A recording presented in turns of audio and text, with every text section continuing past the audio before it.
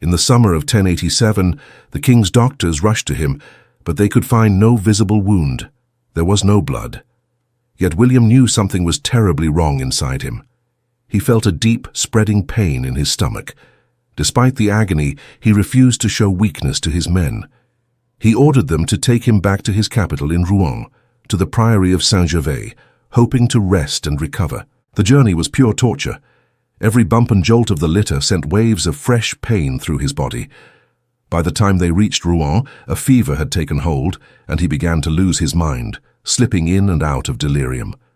His doctors tried everything they knew. They bled him, applied strange poultices, gave him herbal drinks, and prayed for a miracle. Nothing worked. William was getting worse fast. Within days, the true horror of his condition became clear. His stomach began to swell grotesquely, bloating like a balloon. His internal injuries had caused his organs to leak, spreading infection throughout his body. What we would now call gangrene and peritonitis took hold, turning the king's massive body into a breeding ground for decay. The worst part was the smell. A powerful stench of rotting flesh began to pour from the dying king. It was a smell none of his servants had ever experienced. It filled his room, spilled into the corridors, and soaked the entire wing of the monastery. Servants tasked with caring for him would gag and vomit upon entering his room. They held cloths soaked in vinegar to their faces, but nothing could block the overpowering odor. As the days dragged on, William's pain became unbearable. The infection spread, causing his flesh to rot while he was still conscious. His skin turned a sickly grey, with dark, dead patches appearing. The once powerful king's face became thin and hollow, his eyes sinking deep into their sockets. He screamed in agony, his cries echoing through the monastery. He begged for death, pleading to be released from the torment that was consuming him alive. This was a battle he could not win with a sword or his fierce will. The man who had conquered England was now being conquered by his own body. Then, something even more dreadful happened. His most loyal servants, the men who had stood by him for years, began to abandon him. The smell was so horrible that not even duty or loyalty could make them stay. Attendants would enter his room with food, only to flee moments later, unable to bear the stench. Some chose to risk punishment, rather than spend another minute near him. The king, who had always demanded absolute obedience, found himself completely alone. But the betrayal did not stop there.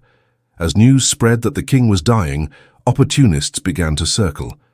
William's room was filled with his treasures, gold, silver, jewels, and fine clothes, all symbols of his power and wealth. Now, as he lay helpless, people began to steal from him. It started with small items. A gold chain went missing from a table. A jeweled dagger vanished from its sheath. Emboldened by the lack of punishment, the theft grew bolder. Servants, guards, and even nobles who had come to pay their respects started looting the dying king's possessions. They would tie cloths over their faces, step into the fowl room, grab anything valuable, and run. William was aware of the theft. In his moments of consciousness, he could see shadowy figures moving through his chamber, taking his belongings. But he was too weak to shout or stop them. Chroniclers wrote of the shameful scene.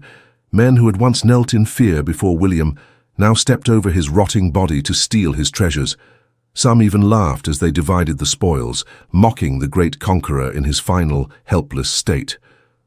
He could only watch as the trophies of his life's conquests were carried away, a final bitter proof that his power had already vanished. In his clearer moments he turned to God, desperately seeking forgiveness for the brutal sins of his reign.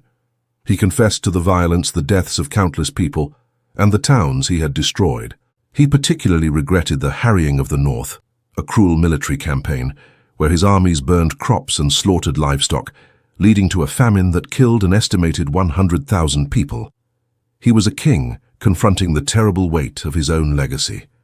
As July turned to August, his body continued its horrifying transformation. The bloating worsened, stretching his skin tight and turning it dark with decay. The stench became so powerful, it seeped out of the monastery walls, and birds avoided flying near the building. On September 9th, 1087, as the bells of Rouen Cathedral rang for morning prayer, William the Conqueror finally died. His death after weeks of public suffering was almost a relief, but the horror was far from over. The moment he breathed his last, his few remaining servants fled, leaving his decomposing body completely alone in the sweltering summer heat. The king's corpse lay unattended for hours, perhaps the entire day, while messengers were sent and plans were hastily made for a funeral that no one wanted to manage. The problem was unprecedented. How do you give a royal burial to a body so rotten that no one can stand to be near it? Embalmers were called, but they took one smell and refused the job. William had wanted to be buried at the Abbey of Saint-Étienne in Caen, but the journey seemed impossible. Finally, a local knight named Herluin agreed to handle the funeral for a payment. No one else would do it. Herluin's men rushed to prepare the body. They reported that the flesh was so soft it came off in their hands. They wrapped the corpse in cloths, soaked in wine and spices, but it was a useless attempt to mask the smell. They shoved it into a lead-lined coffin and sealed it as quickly as they could. The journey to Caen was meant to be a solemn procession, a final honor for a great king. Instead, it became a frantic race against rot. The sealed coffin, loaded onto a wagon, still leaked a terrible odor. As the funeral party moved through the countryside, peasants who had gathered to watch found themselves gagging and running away. Some threw flowers, not in respect, but in a desperate try to cover the smell. When they finally reached Caen, a fire broke out in the town, forcing the funeral to wait. The king's coffin sat in the blistering heat, baking from the inside. The pressure built up within his swollen, gaseous body. By the time the procession moved into the abbey church, the situation was critical. The church was packed with nobles, bishops, and clergy, all there to pay their respects. The air was thick with the uneasy knowledge of the body's condition. As the pallbearers carried the heavy lead coffin down the aisle, the first wave of stench hit the congregation. People began to cough and cover their faces, many backing away in disgust. The ceremony began, but the worst was yet to come. The critical moment arrived when the body had to be moved from the coffin into the stone sarcophagus. When the pallbearers pried open the lead coffin, the smell that erupted was beyond anything anyone had experienced. It was a physical blow. Instant chaos erupted throughout the church. People vomited where they stood. Others screamed and shoved, fighting to get to the doors and escape the horrific odor. The pallbearers, determined to finish their grim task, tried to lift the body. But William, bloated from decomposition, was now too large for the stone tomb that had been made for him years earlier. They pushed and shoved, trying to force the corpse in. Then, in a final grotesque indignity, the king's body could take no more. His swollen abdomen burst open. The contents of his decomposed guts exploded into the sarcophagus. The stench, already unbearable, became a hellish cloud that filled the entire church. The scene descended into total panic. Nobles, bishops, and priests alike fled in terror, abandoning their prayers and their dignity. The carefully planned royal funeral was over. The few who remained rushed to shove the ruptured body into the tomb, seal it with mortar, and end the nightmare. The man who had conquered a kingdom was buried not in glory, but in revulsion and chaos, his legacy forever marked by the terrifying, rotting horror of his death. The news of the disastrous funeral spread like wildfire, a shocking tale that was told and retold in castles and peasant huts alike. In an age that valued dignity and death above almost all else, the image of a king's body exploding in a church, scattering nobles and clergy in a wave of vomit and panic, was deeply shameful. It was more than just a gruesome story. It was a profound moral lesson. Preachers seized upon it, declaring that William's horrific end was divine punishment for his sins, especially for the harrying of the north, where his armies had starved tens of thousands to death. They preached that no amount of power or wealth could protect a man from God's judgment, and that even the mightiest conqueror was just flesh and blood, destined to rot. For the common people who had suffered under William's harsh rule, his death felt like a strange form of justice. The king who had ruled through fear and brutality had died in the most fearful and brutal way imaginable. Yet, even for them, the complete breakdown of order at his funeral was unsettling. It showed that the world could be turned upside down, that a king could be left to rot and be robbed, and that all the rituals meant to protect society could fail in the face of such raw biological horror. For William's family, the shame was both personal and political. His second son, William Rufus, who became King of England, was reportedly disgusted by the details of his father's death and burial. This revulsion deepened the rift between Normandy and England, as William Rufus wanted little to do with the duchy that had been the scene of such degradation. The division of William's empire, already a source of conflict between his sons, was now poisoned by the stench of his corpse.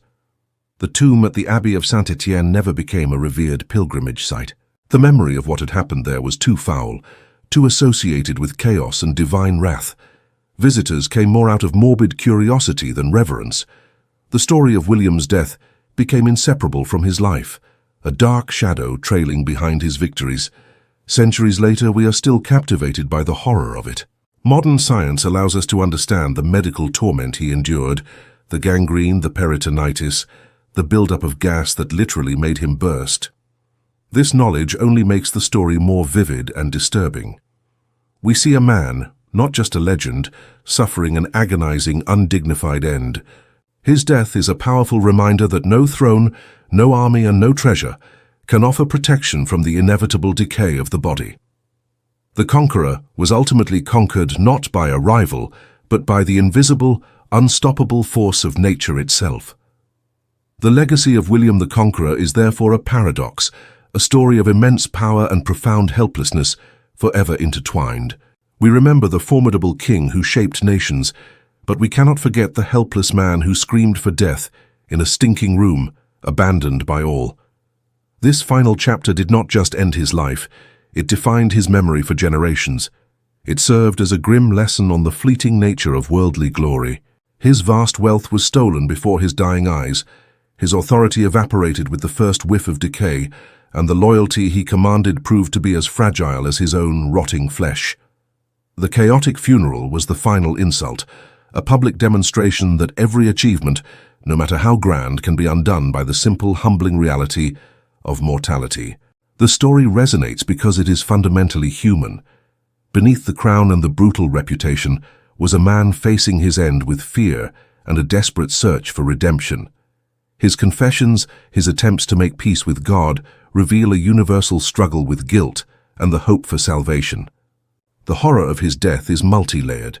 The physical agony of rotting alive, the social trauma of betrayal and theft, and the existential dread of losing all dignity. William's reign left behind castles, laws, and a new ruling class. But his death left behind a cautionary tale that has echoed for nearly a millennium. It teaches that power is an illusion in the face of biology, and that every conqueror in the end will be conquered. The true tragedy of William's end lies not just in the physical suffering, but in the systematic stripping away of everything that had defined him. The warrior who had forged a kingdom through sheer force of will was reduced to a passive spectator of his own disintegration. The king whose word was law could not command his own servants to stay. The man who had accumulated vast treasures watched, powerless, as they were looted by the very people who had once bowed before him. This was more than a death. It was a deconstruction of a king piece by piece, until only the rotting core remained. The psychological toll of this betrayal must have been as excruciating as the gangrene consuming his gut. To hear the laughter of thieves in his own chamber, to be stepped over by those he had ruled, was a humiliation far deeper than any battlefield defeat. It was a clear, brutal message that his power had been an external force, and without it he was nothing. This theme of abandonment extended to his funeral, where even in death he was denied peace. The frantic, haphazard burial was the final confirmation that the system of loyalty and honor he had built was a fragile facade. The church, the one institution that should have offered solace and a dignified passage, became the stage for his ultimate degradation. The fleeing bishops and vomiting nobles proved that not even divine ceremony could withstand the visceral reality of decay. For his successors, this legacy was a heavy burden. The shame of his death cast a long shadow, making his tomb a place of unease rather than reverence, and fueling the conflicts between his sons. The story of the exploding corpse became a weapon, a reminder of a tainted legacy that his heirs could never escape. It was a narrative that undermined the very foundation of royal authority, suggesting that kings were not chosen by God, but were merely men, as vulnerable and foul as any other. And so the story was passed down, a grim folklore that outlived the castles and the laws. It was told not to honor the king, but to warn the proud and the powerful. Parents used it to teach their children about humility. Priests wielded it in sermons about divine judgment. The tale ensured that William the Conqueror would be remembered not only for how he lived, but for how he died, a stark, unforgettable lesson in mortality. This enduring fascination reveals a deep, perhaps dark, part of human nature. We are drawn to the fall of giants, to the moment when the mighty are revealed to be as fragile as we are. The image of a king bloated and bursting cuts through all the pageantry and privilege to a raw biological truth that everyone can understand. It is a story that transcends its time because its core elements are universal: pain, betrayal, and the inevitable decay of the body. Modern history continues to grapple with this duality. Biographers and documentarians are compelled to include the gruesome details, knowing that the horror is inseparable from the man. The medical understanding we have today of bacterial infection, tissue necrosis, and gas formation only makes the account more vivid and harrowing. We can now diagnose the precise agony he suffered, and in doing so, we strip away the last vestiges of myth, leaving only the human being in unimaginable torment. In the final analysis, William the Conqueror's death is a story that holds a mirror to our own fears. It asks uncomfortable questions about the limits of our control and the fragility of our relationships. It reminds us that our bodies, the very vessels of our ambition, are our ultimate masters, and that in the end, every one of us will face the same inevitable defeat. The Conqueror's throne could not save him, and his story stands as a chilling, timeless testament to that fact. His legacy, therefore, is carved from two contrasting stones, the hard granite of his political achievements and the soft, rotting flesh of his demise. We cannot view his conquest of England without also seeing the man who begged for death in a stinking room in Rouen. We cannot picture the formidable figure from the Bayeux Tapestry without also picturing the corpse that would not fit into its tomb. This duality is what makes his story so compelling and so human. It is a narrative that has weathered nearly 1,000 years because it speaks to something fundamental within us all: the anxiety about our own vulnerability and the silent hope that even the most powerful among us are subject to the same humble laws of nature. The monuments he built, like the Tower of London, still stand as testaments to his will.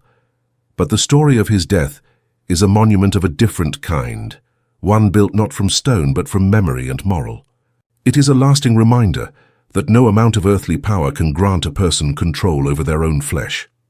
The king who reshaped the map of Europe was, in his final moments, utterly shapeless. The commander of vast armies could not command his own body to stop its decay. This is the final chilling truth of William the Conqueror's story. His life was a testament to the heights human ambition can reach. His death was a testament to the depths to which that same human body can fall. And in that stark, horrifying contrast, we find a history that is not just about one king, but about all of us. The echo of that catastrophic funeral finally faded, but the story did not. It clung to William's name, an indelible stain on his legend.